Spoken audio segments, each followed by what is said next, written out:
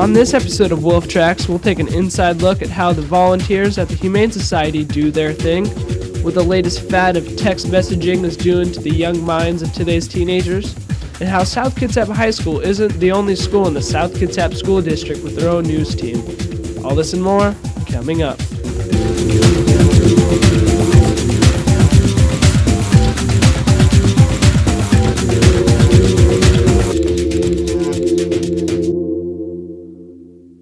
Hello, I'm Donald Trump, and live from New York. It's Saturday. Cut! Mr. Trump, for one, we are not live, and two, this is Port Orchard, not New York. This is Wolf Tracks. Alright, let's please just try to follow the script this time. Alright, here's what we're gonna do. We're gonna try again, but this time, I'm gonna follow the script. Trump style. Trump style? It means I'm not gonna follow the script. But... Action. Hello, and not live from Port Orchard. It's Wolf Tracks January. I'm your host, Donald Trump. Our first story comes to us from Chris Friend and Lacey O'Neill. They're going to show us how the Humane Society does their thing. The Humane Society is a haven for all lost and orphaned pets of Kitsap County. Because of the wonderful staff and volunteers that assist in the aid and recovery of these animals, they have a chance to find a loving family. Animals are very well taken care of by the staff of the Humane Society. Patience, caring, and understanding are all characteristics that the entire staff possess. They take everything they do seriously, yet still contain a great amount of humor. My name is Renee, and I work here in animal care. I've been here at the shelter about 6 years now. Oh, I do get attached, but I know I'm not set up to appropriately take care of the pets, so I just give them hugs and kisses and send them on their way. There is no way that the Humane Society could thrive in the way that it does without the hard and diligent work of the volunteers. My name is Eileen Walburn. I've been volunteering for about 15 years, and I do it because I love the animals. And they don't get any money from the government, so only from volunteers. My name is Allison. I'm 13, and I'm volunteering at the Humane Society. Last November, I did a fundraiser, and we made candles and different crafts and dog bones and sold them at the Winter Bazaar at Ridgetop, and we raised over $500 for the Humane Society. The Humane Society receives no financial assistance from the government. This means it's all up to the great volunteers to raise money to help fund the organization. The Humane Society is a vital element of Kitsap County. Without people like these, a place like this, animals such as these would have no hope of finding a safe and loving home.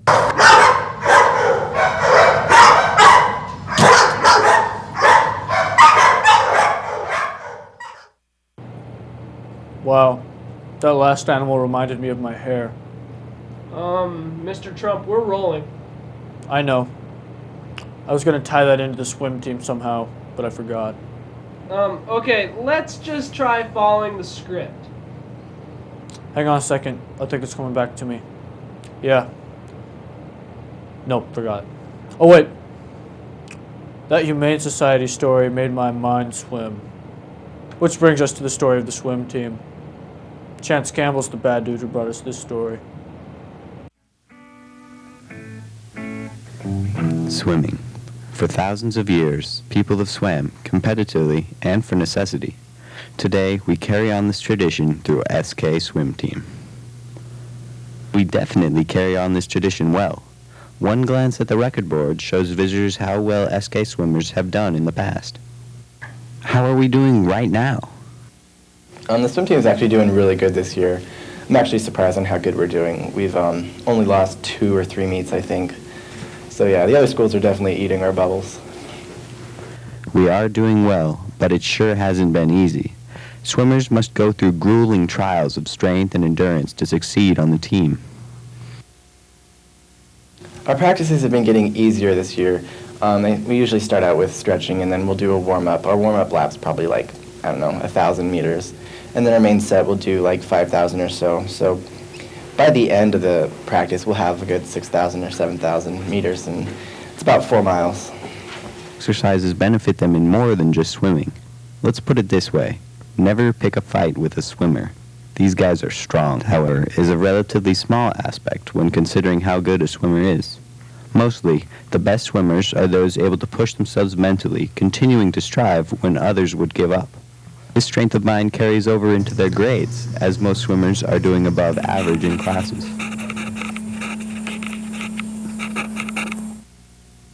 It definitely helps to be physically fit, but I would say since you're underwater 90% of the time, it's more mental endurance than anything. It's basically just, it boils down to the willpower and, you know, telling yourself that you can make it and push on that extra lap. Swimming is more brain than brawn. Today's swimmers are the promise of tomorrow. Through Swim Team, they are building the skills that will help them to become successful in the wider world. When at a sports competition, it's important to have good sportsmanship, but bad sportsmanship can lead to this. That's lead, Mr. Trump. Well, you spelled it like lead. Anyways, bad sportsmanship can lead to this. Oh, nice move. I did not see that coming. Thanks. I'd work on that for months. Man, these guys are awful. I know, our grandma could beat them. She's been dead for a year.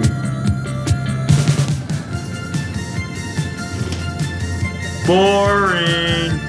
I've seen better eyes on Mr. Potato Head.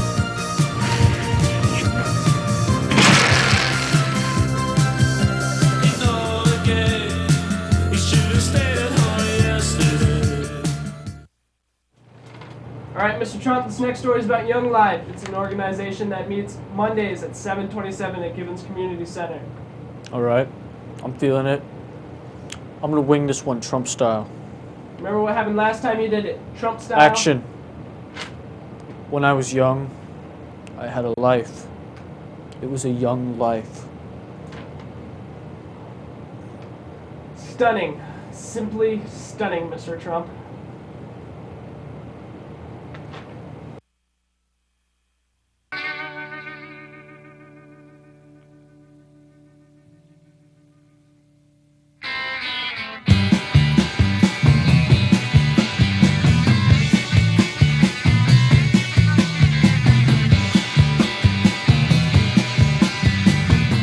Hey, it's Jimmy Nashville. Welcome to another episode of Donkey.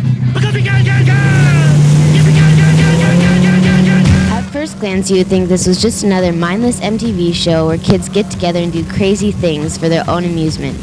But in reality, these kids are taking part in a safe, wholesome youth group called Young Life.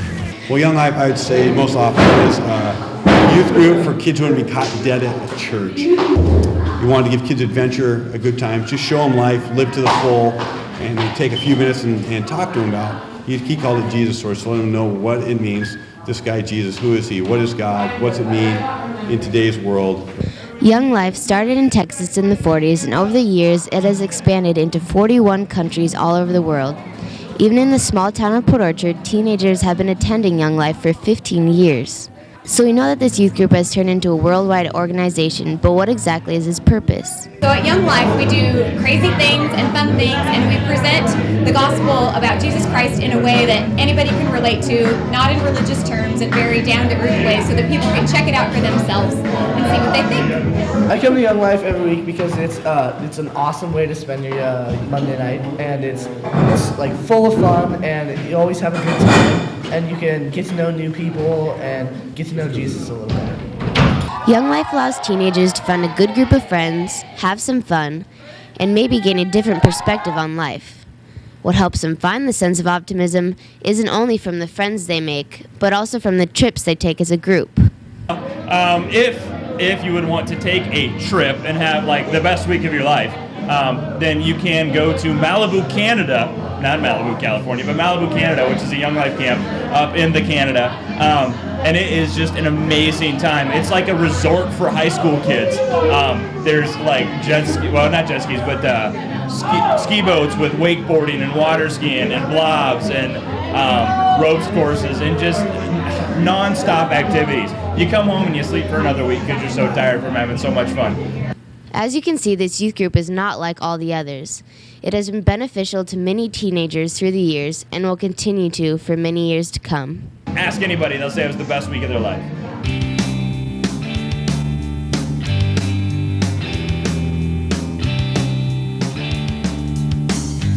There were times in my life when I was confused. There were things between me and God. Text messaging. Fact or legend? Cut. We all know text messaging is not a legend. Would you please just follow the script? No. Text messaging all began during the late 16th century. When King Donald Text began using his phone. Text messaging is growing rapidly all over the country.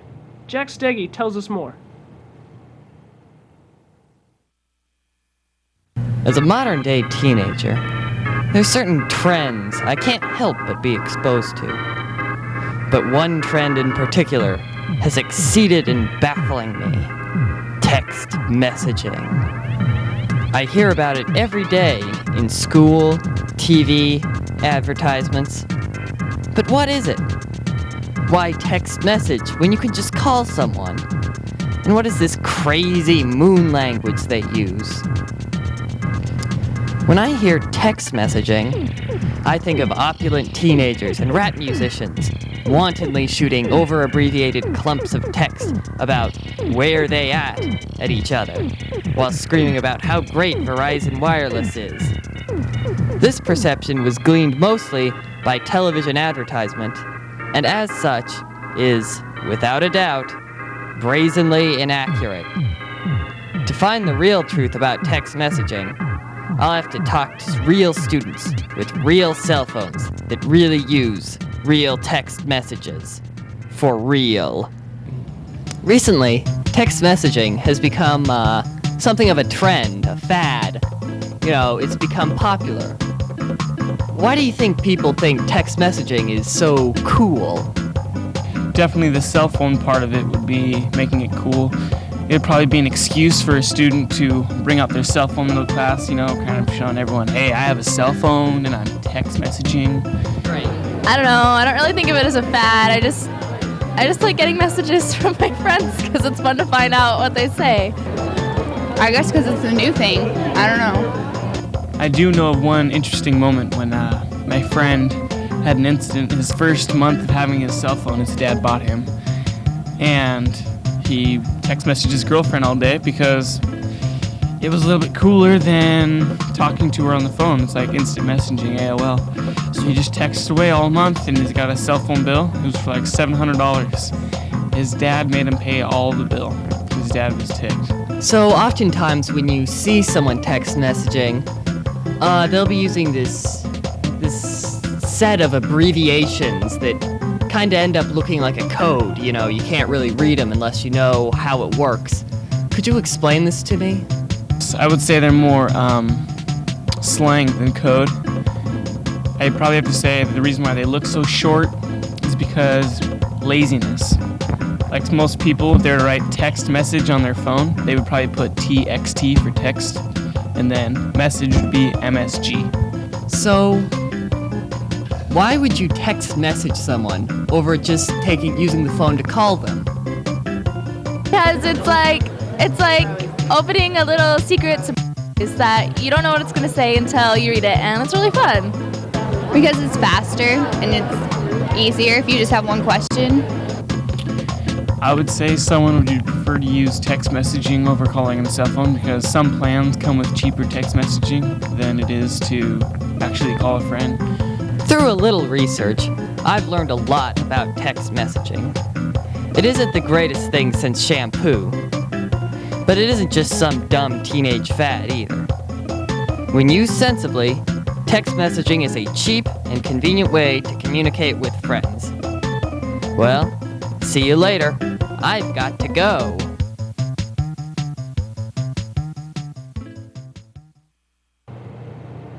Hey team, sound like my mic started to fade out at the end of that last one.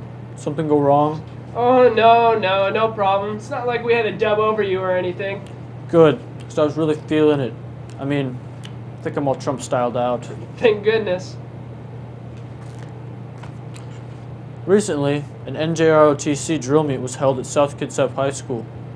Bo McGavran, who's involved in NJROTC, tells us all about it. Ever wonder what happens behind the scenes of an ROTC drill meet, or even what it is? Well, I could tell you, but then I'd have to kill you. Nah, I'm just kidding. But I'll let Captain Teatrick have the honor. It was an intense competition involving from 16 to 22 cadets for armed and unarmed teams, 4 in each color guard event, 5-person teams for strength, and then we have rifle team competitions. It's a full day, starting at 0700 in the morning and going through about 17:30, 5:30 in the evening with awards and everything. Now that you know what an ROTC drill meet is, I'll tell you all the hard work that goes into planning it. It all starts out in an empty gym, but is soon filled with people cheering their teams to victory. There are a total of 7 teams that compete, and those are armed drill team, unarmed drill team, rifle team, strength team, orienteering, and color guard. Hours and hours of preparation go into the preparation for each drill team. They're inspected as to their uniforms, their knowledge, then they're evaluated on their regulation drill, and then their exhibition drill, which is kind of freestyle. There are 4 regular season drill meets starting in December, January, February, and March. And the top 5 teams out of the 13 teams in our division, the Puget Sound division, will compete with 5 teams from the Cascade and the Eastern Washington divisions. The regionals are made up of as many as 22 teams. Not all teams are going to compete in every category. We held the regional drill meet last year, in April of last year, for the entire Northwest Drill and Rifle Conference. So there's 38 different schools in that conference, and only 15 of them can attain an eligibility to compete at the regional level. So if you're interested about ROTC or just want to come support the school's ROTC unit, you can contact your counselor. Or if you're not a student, you can call the school at 1-360-874-5600. In school, hoods may not be worn on the head. Here's one good reason why.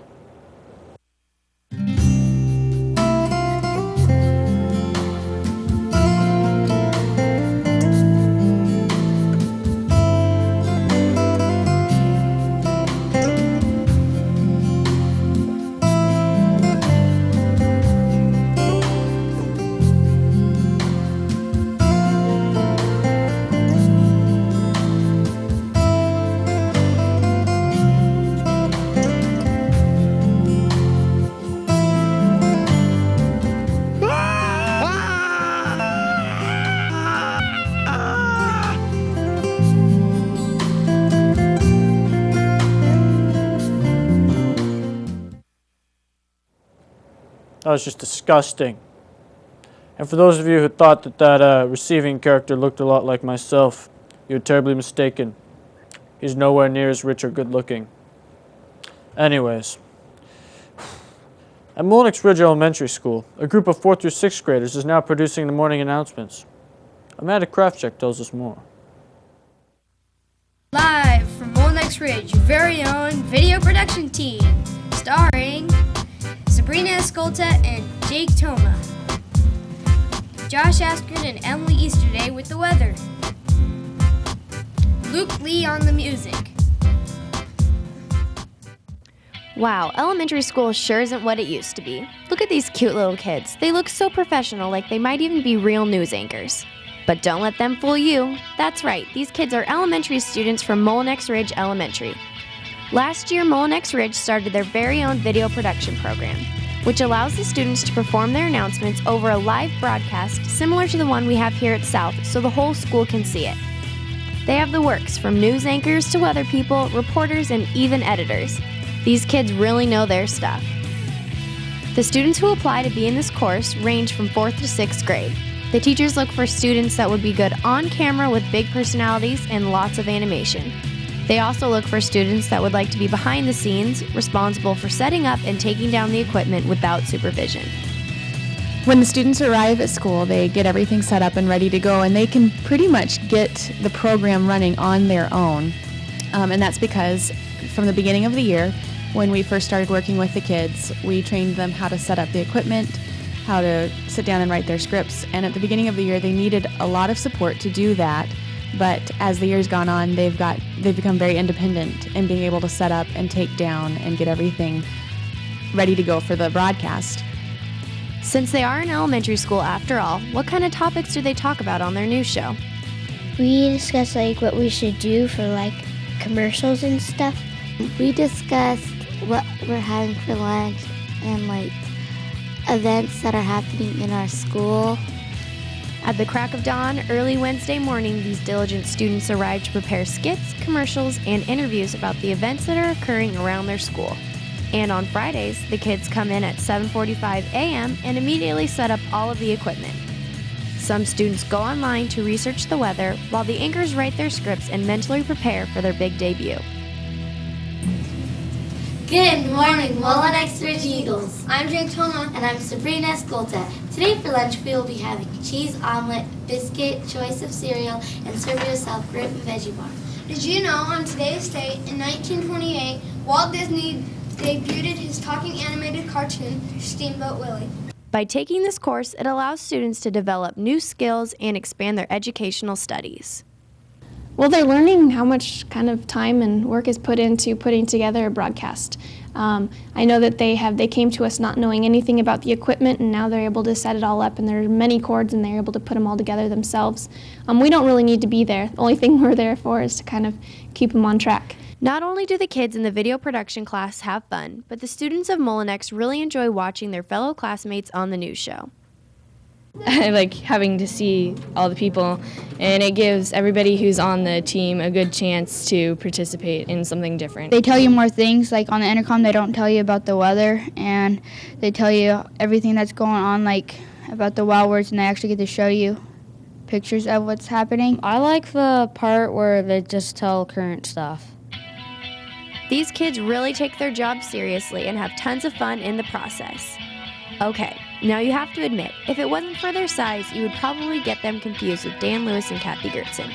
You never know, these kids could be our future news team.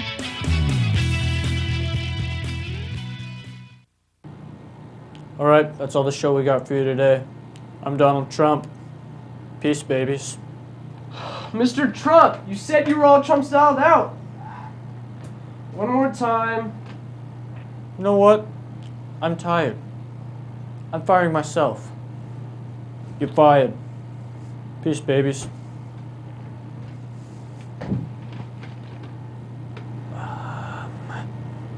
What do we do now? Roll credits.